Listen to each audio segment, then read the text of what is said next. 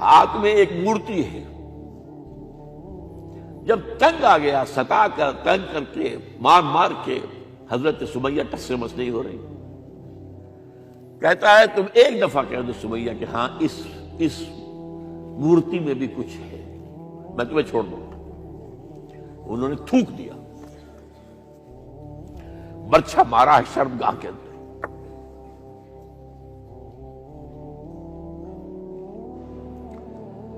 کتنی تکلیف پہنچی ہوگی حضور کو.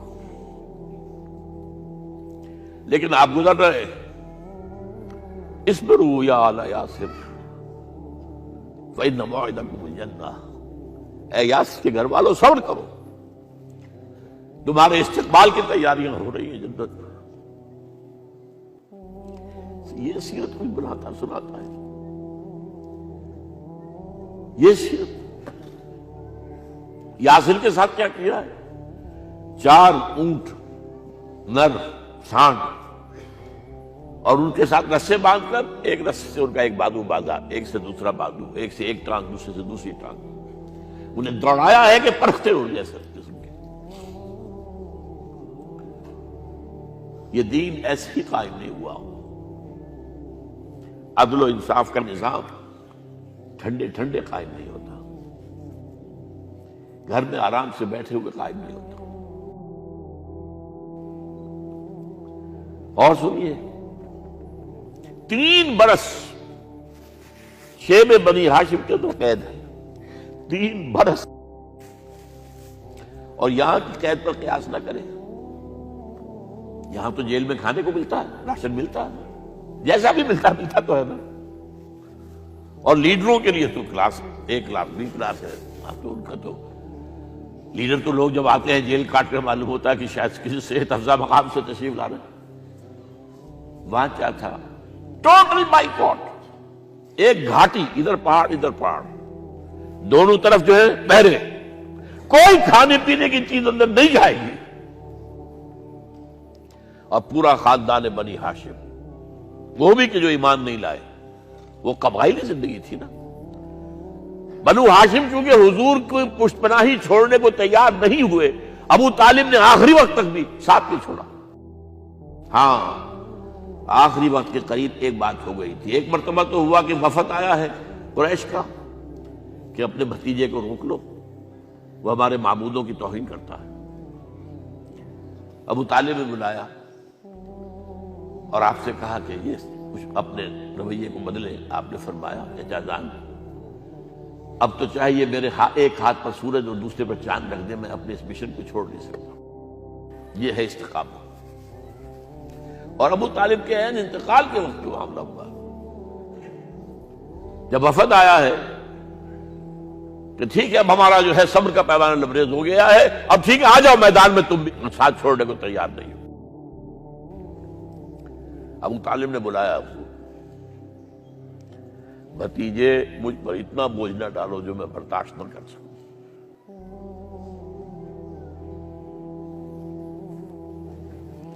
حضور کی آنکھوں میں آنسو آ گئے. چچا جان اب تو یا یہ بات پوری ہوگی یا میں اپنے آپ کو ختم کر دوں، اسی میں ختم ہو جائے.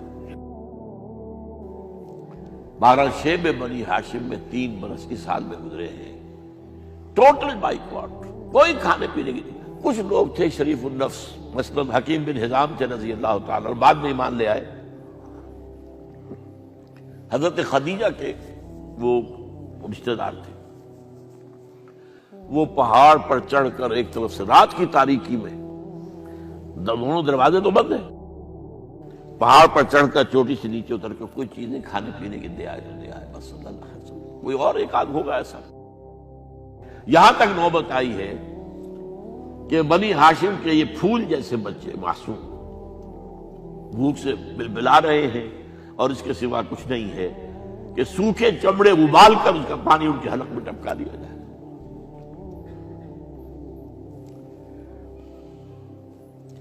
اور جو ہوا وادی طائف میں،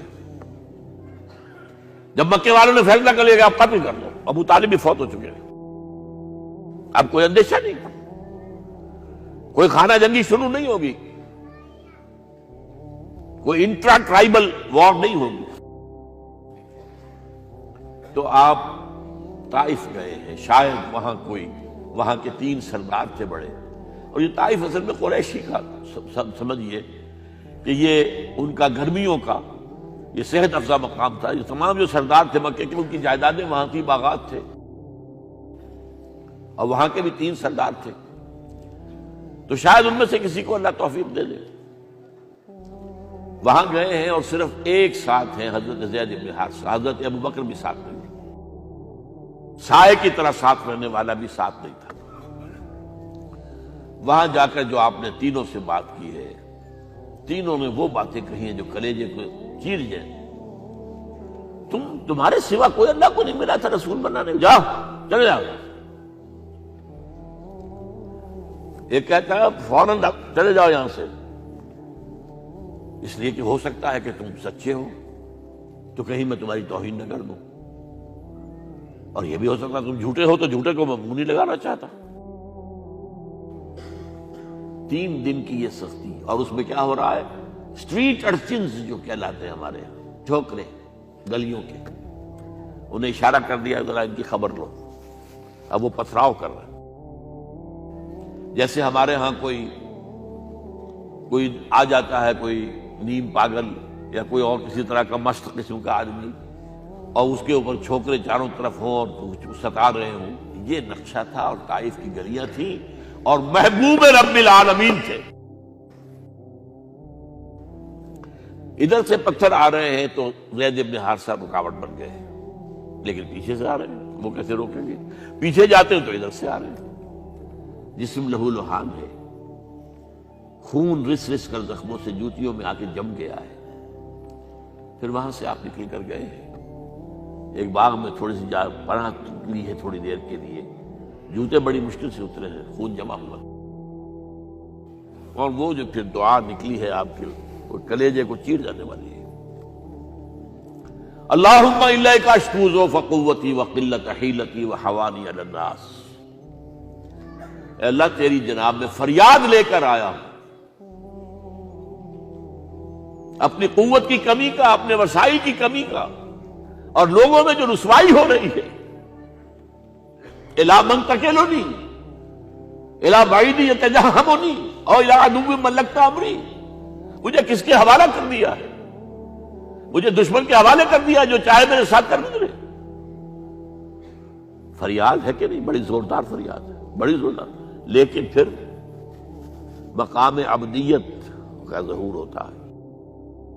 ان لم یکن علی غضبک فلا ابالی. اے اللہ اگر تو ناراض نہیں ہے، مجھے اندیشہ یہ ہو گیا کہ کہیں تو ناراض تو نہیں ہو گیا ہے، کہیں تو نے میرا ساتھ تو نہیں چھوڑ دیا ہے. اگر تو ناراض نہیں ہے تو مجھے کوئی پرواہ نہیں، جو ہو سو سر تسلیم خم ہے جو مزاج یار میں آئے. واپس آئے ہیں تو مکے میں داخل نہیں ہو سکتے تھے، وہاں تو قتل کا فیصلہ ہو چکا. باہر ہی آپ نے ڈیرا لگایا، زید بن حارثہ کو بھیجا، فلاں شخص کے پاس جاؤ کہ تم اگر امان میں لے لو محمد کو تو محمد آ جائیں. میں تو میری یہ پوزیشن نہیں ہے، میں قریش کے مقابلے میں امان نہیں دے سکتا. دوسرے کے پاس بھیجا، اس نے بھی کچھ ایسے جواب دے دیا. تیسرے کے پاس جب گئے حضرت زید، مطعم بن عدی، اس نے کہا ٹھیک ہے میں امان دیتا ہوں محمد کو، وہ آ جائے مکے میں. حضور سے آگے کہا، حضور نے فرمایا نہیں جا کر کہو، آ کر لے کر جا. کیوں؟ کیا پتہ اچانک جو ہے میرے داخل ہوتے ہی کوئی مجھ پر حملہ کرے، قتل کر دے. وہ تو یہ کہہ سکے کہ ہمیں کیا پتہ تھا کہ مطعم نے جو ہے امان دی ہے. I never knew it. اب یہ قبیلے کے اندر یہ ہوتا تھا کہ ایک نے امان دے دی، سب کی طرف سے امان. لہذا حضور نے فرمایا آ کر لے کر جاؤ. وہ اپنے 6 بیٹوں کو ہتھیار سجا کر لے کر آیا ہے، اور پھر لے کر گیا حضور کو، کہتا ہوا گزر رہا ہے راستے میں، لوگوں سن لو محمد میری امان میں ہے صلی اللہ علیہ وسلم. اس لیے آپ کو مکے کے اندر پھر 2-2.5 سال مزید رہنے کا موقع ملا ہے، اور اتنا بڑا احسان آپ نے مانا پھر مطعم بن عدی کا کہ غزوہ بدر میں جب 70 اسیر تھے قریش کے حضور کے پاس، تو آپ نے فرمایا تھا کہ اگر آج مطعم زندہ ہوتا اور وہ سفارش کرتا تو میں ان سب کو چھوڑ دیتا بغیر کسی فدیے کی۔ بہرحال یہ چند باتیں میں نے آپ کو بتائی، باقی تو یہ کہ غار ثور ہے کیسی کیسی، اور پھر غزوہ بدر سے پہلے کی رات ہے، اور وہ آپ کا زندگی کا طویل ترین سجدہ ہے اس میں، جہاں تک یہ الفاظ بھی آپ نے کہہ دیا اللہ اگر کل یہ جو 313 یہاں جمع ہیں اگر یہ ختم ہو گئے تو پھر قیامت تک تیرا نام لینے والا کوئی نہیں ہوگا، میں آخری رسول اور میری یہ 15 برس کی کمائی ہے۔ اس وقت کہا حضرت ابوبکر نے، وہ پہردار کی حیثیت سے کھڑے تھے کہ حسبک حسبک، حضور بس کیجئے بس کیجئے۔ بہرحال بدر ہے، احد ہے، زخمی ہوئے ہیں، دندان مبارک شہید ہوئے ہیں، خون اتنا بہا ہے کہ بے ہوش ہو گئے ہیں، اور خبر اڑ گئی ہے کہ آپ شہید ہو گئے۔ یہ سب کچھ، اور سب سے بڑھ کر حمزہ کی لاش سامنے آئی۔ کیسی لاش؟ ناک کٹی ہوئی ہے، کان کٹے ہوئے ہیں، پیٹ چاک کر کے کلیجہ چبایا ہوا ہے۔ کس طرح برداشت کیا ہوگا آپ نے؟ اپنے اوپر تاری کر کے دیکھیں، یہ حمزہ کون ہے؟ چچا ہے، دودھ شریک بھائی ہے، خالہ زاد بھائی ہے، ساتھ کا کھیلا ہوا ہمجولی ہے، اور اس کی لاش آئی۔ جو قلب اطہر پر بیت رہی تھی وہ مدینے میں آ کر ایک بڑا ماحول بدلا ہوا تھا، تب وہ بات سامنے آ گئی۔ جب آپ مدینے واپس تشریف لائے ہیں تو ظاہر بات ہے کہ زیادہ انصار کے لوگ تھے جو شہید ہوئے تھے۔ بدر میں مہاجرین تو میرے خیال ہے 4تھائی تھے نمبر کے اندر، 3/4 تو انصاری تھے۔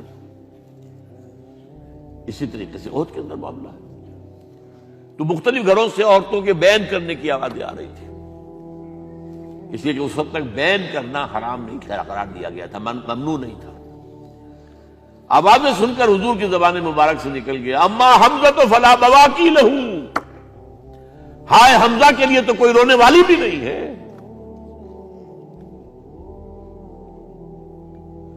اس پر پھر صحابہ نے، انصار نے اپنے ہاں کی خواتین کو حضرت صفیہ کے ہاں بھیجا، وہ سگی بہن تھی، وہاں انہوں نے جا کے یہ بھی تعزیت کی، بہن کی۔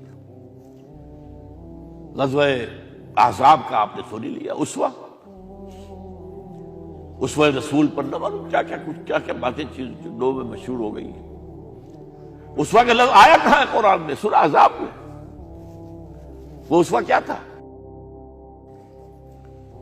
جب خندق کھودنے کا فیصلہ ہوا ہے تو خندق کھد رہی ہے، حضور بھی لگے ہوئے ہیں، بھاری بھاری پتھر اٹھا کر کندھے پر لا کر باہر پھینک رہے ہیں، پتھریلی زمین تھی،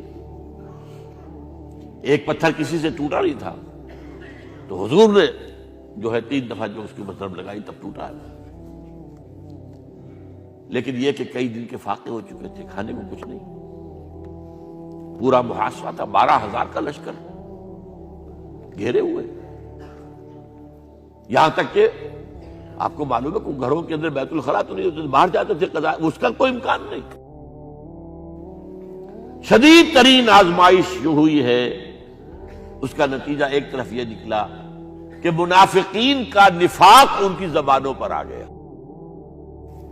قرآن مجید میں ہے یہ انہی آیات میں، ما وعدنا اللہ ورسولہ الا غرورا، ہمیں تو اللہ اور اس کے رسول نے دھوکہ دے کے مروا دیا۔ ہم سے کہا تھا کہ قیصر و کسریٰ کے خزانے تمہارے قدموں میں آئیں گے، اور حال یہ ہے کہ اب رفع حاجت کے لیے باہر نہیں جا سکتے، کھانے کو کچھ نہیں۔ اس وقت کچھ صحابہ آئے ہیں حضور صلی اللہ علیہ وسلم سے، دیکھیے فاقے سے کمر دوہری ہوئی جا رہی ہے، ہم نے اپنے پیٹوں پر پتھر باندھے ہوئے، چادروں کے ساتھ پتھروں کسا ہوا تاکہ کمر سیدھی رہے۔ حضور نے اپنا کرتا مبارک اٹھا کر دکھایا، 2 پتھر بنے ہوئے۔ یہ ہے اسوہ، یہ ہے آپ کی سنت، آپ کا اسوہ حسنہ۔ لیکن اس اسوہ حسنہ سے فائدہ کون اٹھا سکتا ہے؟ لقد کان لکم فی رسول اللہ اسوۃ حسنۃ لمن کان یرجو اللہ والیوم الآخر وذکر اللہ کثیرا۔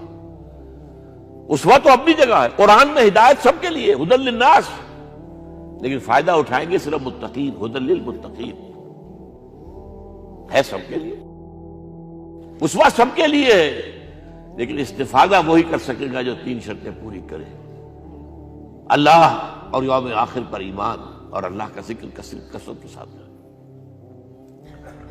بہرحال یہ میں نے آپ کے سامنے اس حوالے سے رکھا ہے، یہ اسوہ جو ہے حضور کا، یہ ہم پر اتمام حجت ہے۔ دیکھیے نوٹ کیجئے، پوری نوع انسانی پر اتمام حجت، اسلام کا نظام عدل اجتماعی جو قائم کر کے دکھا دیا، حجت قائم ہے۔ اسے انگریزی میں کہتے ہیں اٹس ڈویبل، کیا جا سکتا ہے، یہ کام ہو سکتا ہے، اس لیے کہ زمین پر قدم بقدم چل کر یہ انقلاب آیا، محنت سے آیا، مشقت سے آیا، ایثار سے آیا، قربانیوں سے آیا، تکلیفیں جھیل کر آیا، صبر و مصابرت سے آیا، استقامت و مقاومت سے آیا۔ یہاں پر معجزوں کی کار فرمائی نہ ہونے کے برابر ہے۔ یہاں دھوپ سے بچانے کے لیے کوئی اللہ نے صاحبان نہیں دیا، ظل اللہ علیکم الغمام، اور بھوک سے بچانے کے لیے من و سلوہ نازل نہیں ہوئے۔ غزوہ تبوک میں ایسا بھی ہوا ہے کہ 3 مجاہدین کا 24 گھنٹے کا راشن ایک کھجور،